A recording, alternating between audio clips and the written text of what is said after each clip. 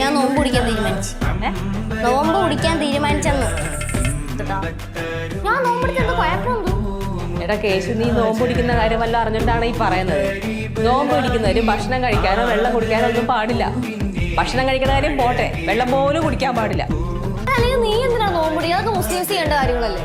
അത് അങ്ങനെയൊന്നും ഇല്ല. നോമ്പ് ആർക്ക് വേണമെങ്കിലും പിടിക്കാം. ഇപ്പൊ ഞാൻ കോളേജിൽ പഠിക്കുമ്പോൾ ഞാൻ നോമ്പ് എടുക്കുമായിരുന്നല്ലോ. അല്ലേ?